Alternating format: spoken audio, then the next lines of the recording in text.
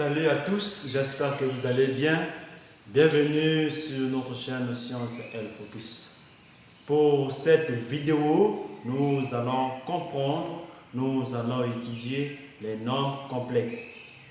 Le nombre complexe est un chapitre très important car vous allez les retrouver dans la plupart des sujets d'examen. Donc, sans plus tarder, on va commencer en ce qui concerne les nombres complexes. Alors, les nombres complexes, par définition, qu'est-ce que l'on entend par nombre complexe? On considère soit A et B deux nombres réels et un imaginaire, tel que I carré égale à moins 1. On appelle nombre complexe tout nombre de la forme A plus IB. Alors, on a pris des exemples. 2 plus 3i. Nous avons la partie, nous avons A, tel que vous voyez, et nous avons ici B. Ici A et ici c'est B. Donc, on constate que A et B sont des réels. Les réels que vous connaissez de moins l'infini à plus l'infini. Maintenant, l'ensemble de nombres complexes noté C. Et cet ensemble que vous voyez, tel que A et B, sont des réels. Maintenant, en ce qui concerne le vocabulaire, pour tout nombre complexe, il existe un unique couple des réels A et B, tel que Z A plus IB. Tel que vous voyez ici. A plus IB. Et ça veut dire quoi? L'écriture ZA plus IB est appelée forme algébrique de Z. On considère Z, ce nombre complexe, A plus IB, un nombre complexe. Le réel A est appelé la partie réelle. En autre, réel de Z égale à A. Le réel B est appelé imaginaire de Z. En autre, im de Z égale à B. Donc, dans un nombre complexe, il y a deux parties. Il y a la partie réelle et la partie imaginaire. La partie réelle, le réel A. Et la partie imaginaire est associée toujours avec la lettre I. Dès que vous voyez I, donc ce nombre-là, on appelle ça la partie imaginaire. Nous avons des exemples ici. Le réel de ce nombre complexe, vous voyez, le réel de ce nombre complexe, moins 1,5. L'imaginaire de ce nombre complexe, moins 5 plus 6 c'est 8. Le réel. Et le réel de ce nombre complexe égale à 0, car nous n'avons pas la partie réelle. Regardez ici, il y a 3i. Il n'y a pas un nombre ici. Et im de ce nombre complexe, vous voyez, I est là, donc le réel moins racine carré de 2. Maintenant, on va constater si B égale à 0, donc si B ici est égal à 0, donc Z égale à combien? Donc Z égale à 1. Donc ça veut dire quoi? Ça veut dire que Z est un réel, puisque imaginaire, la partie imaginaire est nulle, ça veut dire que le nombre complexe est un réel. Maintenant, si A égale à 0, ici, A égale à 0, on va rester seulement avec IB. Alors, IB, Z égale à IB. Alors, ça veut dire quoi? Ça veut dire que, donc, Z est appelé imaginaire, ou bien Z est un imaginaire pur. Et l'ensemble des imaginaires purs, tel que vous voyez, est de la forme de I avec les réels. Puisque ici, c'est B, B est un élément de R, tel que IB, B élément de R. L'ensemble des imaginaires de IR. Et on va voir les propriétés des nombres complexes. Alors, ici, on considère Z, Z seconde des nombres complexes. Z égale à Z prime. Ça veut dire quoi? Des nombres complexes sont égaux. Ça veut dire qu'ils sont pareils. S'ils sont pareils, si ces deux nombres complexes sont égaux, si ce sont pareils, ça veut dire quoi? La partie réelle de Z est égal à la partie réelle de Z'. Et la partie imaginaire de Z est égale à 1 aussi de Z'. Donc c'est facile. Puisque c'est égaux, puisque c'est pareil. Ça veut dire qu'ils auront la même partie réelle, ils auront aussi la même partie imaginaire. Maintenant, deuxième propriété, ici Z égale à 0, cela signifie quoi? Cela signifie que, tout simplement, que ce nombre complexe est nul. Si ce nombre complexe est nul, ça veut dire quoi? La partie réelle égale à 0 et la partie imaginaire aussi égale à 0. Troisième propriété, maintenant si ici, regardez, Z est un réel. Donc, si Z est un réel, on vient de voir ça. Z est un réel, ça veut dire quoi? Imaginaire égale à 0. Z est un réel, ça veut dire que P égale à 0. C'est ça qu'on vient de dire. Si Z appartient à R, ça veut dire qu'imaginaire de Z égale à 0. Maintenant ici, si Z appartient à IR, ça veut dire que, on vient de voir ça, appartient à l'ensemble des imaginaires, ça veut dire quoi? Ça veut dire que le réel égale à 0. Ça veut dire que la partie réelle de Z égale à 0.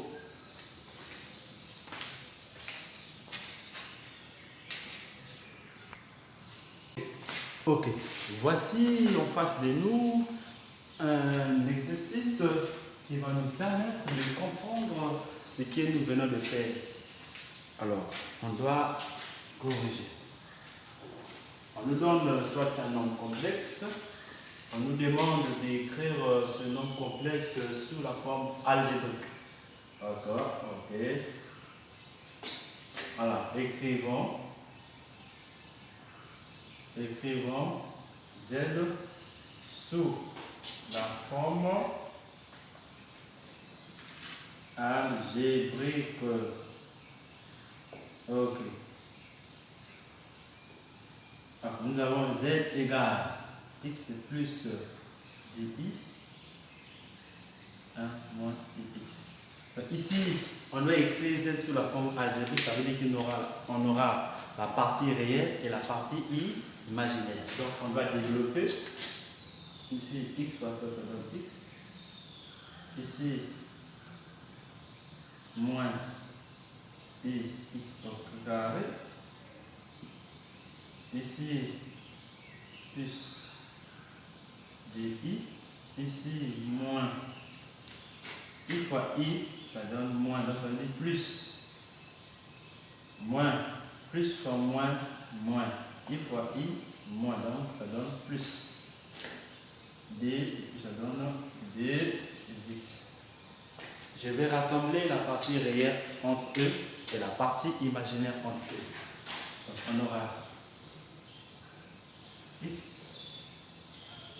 plus 2x. Et ici, moins i au carré, moins et plus dx. Donc, z égale, ici j'aurai 3x, ici j'aurai plus i en facteur, j'aurai 2 moins x au carré. Très bien. Voici la forme algébrique. Nous avons la partie réelle, nous avons aussi la partie imaginaire. Donc il suffisait seulement de développer x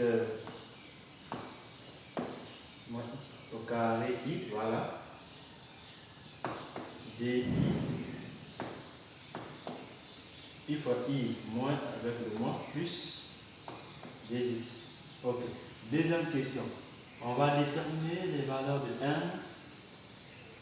pour que z soit un réel. Donc, déterminant x par la petite a, z est un réel. Alors, on vient de voir que z est un réel, si et c'est moins si. Z est un réel. Z est un réel sur la partie imaginaire. Et comment? Nul. C'est ça la condition qu'on doit poser. Alors, donc on va dire Z appartient est un élément R. Ça veut dire que la partie imaginaire de Z égale à 0. On doit appliquer la propriété. Ça veut dire quoi? Ça veut dire tout simplement la partie imaginaire, c'est-à-dire que j'aurai 2 moins x au carré égale à combien? Égale à 0. Ça veut dire quoi? Je vais résoudre cette équation. Je vais dire que x au carré, je vais revenir égal à moins. Donc j'aurai x au carré égale à 2. Donc x égale à plus ou moins racine carrée de 2. Voilà. On a trouvé les valeurs x. Ok. Ça veut dire quoi? X égale à racine carrée de 2 pour x égale à moins racine carrée de 2. On a trouvé la réponse. Deuxième question. Z soit un imaginaire pur. Donc ça veut dire que Z est un imaginaire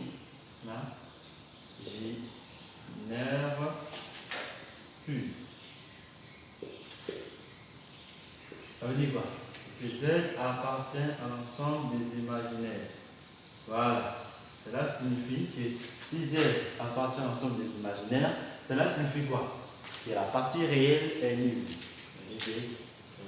Cela signifie que réel de Z égale à 0. Donc, il faut dire quoi? On va dire que la partie réelle est là. Ça dit que 3x égale à 0. On sait que déjà 3 est différent de 0. Donc ça veut dire que x égale à 0. Ok. Donc c'était ça. C'était ça à manipuler. Vous voyez que les nombres complexes devaient comprendre le cours et comprendre comment fonctionnent les propriétés.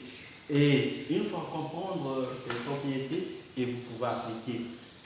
N'oubliez pas de vous abonner à la chaîne, activer la cloche de notification pour ne rien rater, aucune vidéo. Puisque le cours des nombres complexes a été fait de façon séquentielle par partie. Et la deuxième partie, on va voir les opérations de l'ensemble C. Comment fonctionnent effectivement les opérations dans cet ensemble des nombres complexes. Merci.